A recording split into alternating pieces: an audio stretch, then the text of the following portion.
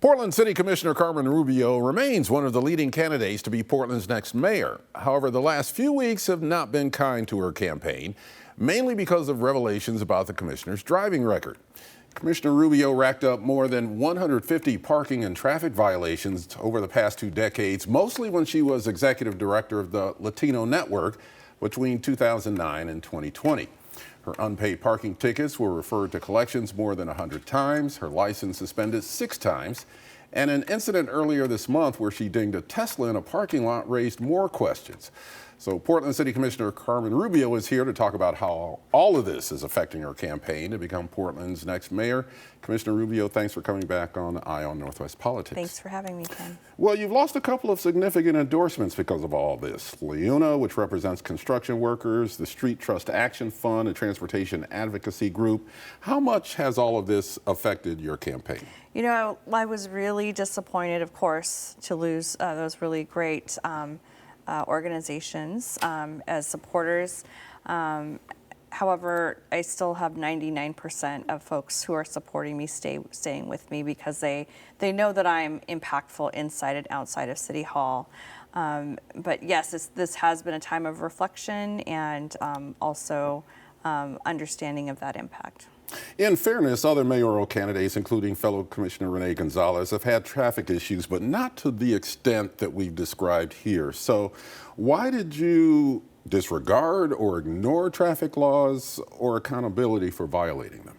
So when the bulk of these things happened, as you mentioned, it was during a time where I had just taken on a big responsibility, working to really bring back up a nonprofit that was in danger of, not being around very much longer. So, and I was specifically recruited to do that work. That managing that growing organization together with some really hard times that I experienced personally in my family, where I assumed some serious familial responsibilities, they overlapped during that time for me, and I had to make those prioritized choices. They were not good choices that I made, clearly, but I did neglect those things in my personal life. And so definitely I would have 1,000 times in reflection made different choices, but that was what was going on in my life at the time. People can understand, maybe 10 violations, 20 violations, 50 violations. When we get up to 150, though, the driving license suspensions, at no point did you say, I got to take care of this? Yes, it would happen that I would have to take care of it. But yes, I did not also have a lot of the capacity at that moment because I was juggling those big responsibilities. In hindsight, I should have asked for help. In hindsight, I would have asked if there was a way to make a payment plan. There are so many things that I can think of now with more resources and tools that I just didn't do at that time. And it was at a time where our office was located in this place that was by the Moda Center in the Left Bank building. So it was a very highly patrolled area with parking meters. And so while there were a number of our staff that were getting tickets, I had very long days there, sometimes 12-hour days, and often running down, and moving. I was always late or I missed the time, and that's really what happened. Did you ever consider not driving? In hindsight, I should have considered that, and that is, I'm very seriously considering taking a pause right now and really focusing on multimodal transportation, and that would have been a great thing to think about back then. I just had so many responsibilities pressing for my time that it might have been really challenging to not be able to drive at that time. Some prominent supporters, including Governor Tina Kotek, are still endorsing you. Why do you believe you're still the best candidate to be Portland mayor? I believe I'm still the best candidate, and I have made mistakes, and I am so sorry about those mistakes. I wish that I had made different choices in my life about them. But I still am the best candidate for Portland mayor. I by far have done more and accomplished more on behalf of Portland and Portlanders than any of my colleagues. I have the grit, I have the tenaciousness, I know how to work in coalition, I know how to build partnerships to get really important things done and solve our critical problems right now.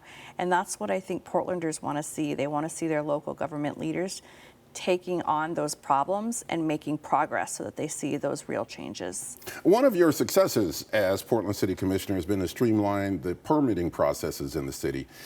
Give me an example of how that has benefited the city of Portland overall. So we're still in a period where the internal work about that consolidation is happening. So we will eventually see the outcomes of those changes. But right now, the interim city administrator is working hard with the new deputy city administrators to get those pieces online.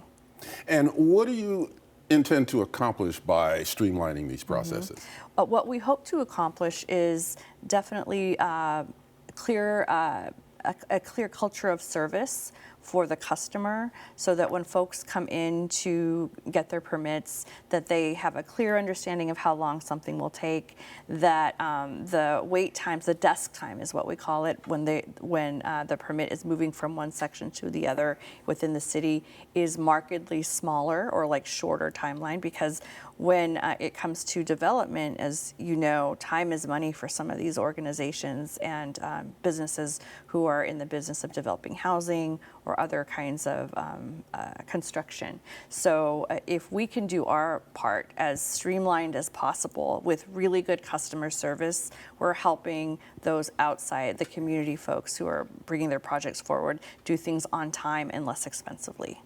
We've only got a little bit of time left, but I want to get your priorities should you be elected mayor. My priorities are very clear. We have to focus on the fundamentals so that we can focus on the long term. And so my vision for Portland is to become a city and a community that is better than its best, safer than its best, more livable and accountable to all of us. And that includes starting with the fundamentals of making sure that we have a safe city. We have a city that has the supports that we need to feel connected and strong and safe, that we have the right responders in every role, that we are also doing everything we can to end unsheltered homelessness and making sure that our social service system is up and running, and that system is not fragmented but efficient and actually moves people through ultimately into services and housing. We've only got about 30 seconds left, but I just want to get your feeling for how confident you are going forward with this campaign right now. I feel very confident, and I'm really hopeful to the voters, about the voters, and ultimately this is a choice for voters to make their assessment and to look at our records and to see who is best positioned to actually solve the problems of today and who has a track record of getting things done. And my hope is that I will have that opportunity to show Portlanders that I'll fight for them. Portland City Commissioner Carmen Rubio, thank you for being on Eye on Northwest Politics. Thank you.